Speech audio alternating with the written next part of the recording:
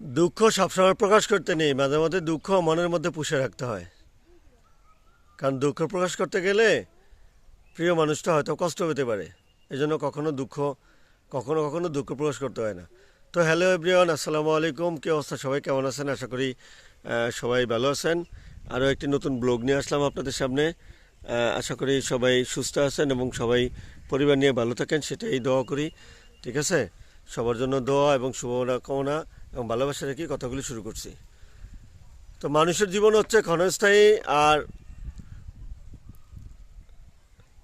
কিছুদিন পরেই মানুষকে চলে যেতে হবে।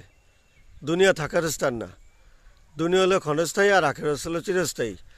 বুদ্ধিমান ওই ব্যক্তি যে কবরে যাওয়ার আগে কবরে সামানা তৈরি করে নিয়ে যায়, আর বোকা ওই ব্যক্তি যে নিজের আখেরাতকে নষ্ট করে অন্যের দুনিয়া বানানোর ফিকিরে আছে। এই জন্য কবরের সামানা হইল ইমান ও আমল। ইমান আমল ঠিক থাকলে তা আপনি চিরস্থায়ী জান্নাত পাবেন। রাস্তা হচ্ছে দুইটা, জান্নাত এবং জাহান্নাম। আপনি ভালো কাজ করলে জান্নাত পাবেন, আর হচ্ছে খারাপ কাজ করলে জাহান্নাম। সো আল্লাহ তাআলা আপনাকে বিবেক দিছে, বুদ্ধি দিছে, জ্ঞান দিছে। তো সেইটা আপনি ম্যানেজ করে আপনি চিন্তা করবেন যে আপনি কী করবেন। আপনাকে যে আল্লাহ তাআলা পাঠাইছে, সুস্থ রাখছে, খাওয়াইতেছে, পড়াইতেছে, তা আপনি তো রবের উপকারিতা স্বীকার করবেন। রব যে একজন আছে সেটা স্বীকার করবেন।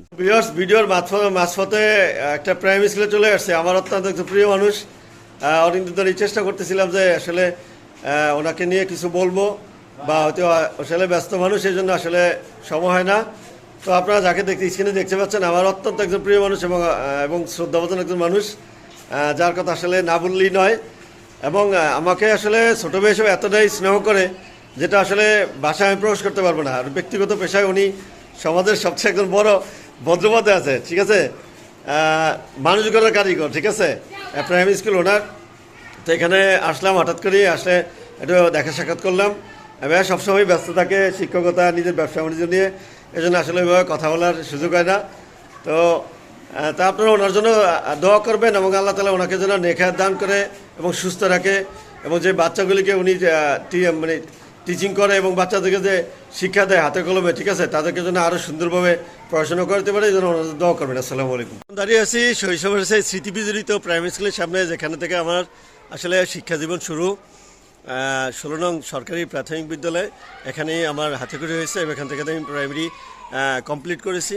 তো আপনারা দেখতে পাচ্ছেন। এবং 16 নং চরপাতা সরকারি প্রাথমিক বিদ্যালয় স্থাপিত হচ্ছে 1969 সালে, নির্মাণকাল 2007-2008। ঠিক আছে, আর ওই পাশে দেখতে পাচ্ছেন যেটা স্ক্রিনে, সেটা হচ্ছে হাই স্কুল, যেখানে এরপরে আমি প্রাইমারি শেষ করে হাই স্কুলে ভর্তি হয়েছি, এখান থেকে এসএসসি কমপ্লিট করছি। তো আপনারা আমাদের এখানে যারা শিক্ষক আছে শ্রদ্ধাভাজন, তারা আসলে অনেক ভালোবাসতো আমাকে। তাদের জন্য সবসময় মন থেকে দোয়া এবং ভালোবাসা রইলেও তাদের জন্য সবাই দোয়া করবেন। আমাদের পাশেই যে একটা প্রতিষ্ঠান, সেখানে আবার দেখেন মাদ্রাসাও আছে। ঠিক আছে, তা আমরা আলহামদুলিল্লাহ সুন্দর একটা জায়গা আছে, যেখানে আমাদের বাচ্চা কাচ্চা যারা পড়াশোনা করে, এখানে প্রাইমারি আছে, হাই স্কুল আছে, মাদ্রাসা আছে। চাইলে আপনি যে কোনো প্রতিষ্ঠানে ইনশাল্লাহ দিতে পারেন। ঠিক আছে, এবং এখানের প্রত্যেকটা শিক্ষকই অত্যন্ত ভালো, এবং প্রত্যেকটা শিক্ষকই বিসিএস কমপ্লিট করা এবং বাচ্চাদেরকে খুব নিজের যত্নে, নিজের আদরে নিজের সন্তানের মতো গড়ে তোলে। ঠিক আছে, সামনেই দেখেন এই যে এইটা হলো আমাদের দক্ষিণ চরপাতা ইসলামিয়া দাখিল মাদ্রাসা, দেখতে পাচ্ছেন। ঠিক আছে, তো প্রতিষ্ঠানটা আসলেই অনেক সুন্দর। তো আপনারা সবাই সবসময় যেখানে পড়াশোনা ভালো হয় বাচ্চাদেরকে যাচাই বাচ্চা করে, যেসব টিচাররা নিজেদের সন্তানের মতো বাচ্চাদের গড়ে তোলে, সেখানে যাওয়ার চেষ্টা করবেন। এখানে আমার জীবনে আসলে অনেক স্মৃতি জমা আছে। এখানেই তো আসলে শৈশবে বেড়ে ওঠা, ছোটোবেলা থেকে। এই যে মাঠ দেখতে পাচ্ছেন, এখানেই ফুটবল খেলতাম, ক্রিকেট খেলতাম। ঠিক আছে, হাজারো স্মৃতি জড়ানো আছে। তো সবাই ভালো থাকবেন, সুস্থ থাকবেন। আবারও ইমন প্রো 77-এ সবাইকে স্বাগতম। সবাই চ্যানেলটা সাবস্ক্রাইব করে শর্ট ভিডিওতে কমেন্ট রেখে আসবেন। ইনশাল্লাহ আমিও আপনাদের পাশে থাকবো, আপনারাও পাশে থাকবেন। আসসালামু আলাইকুম।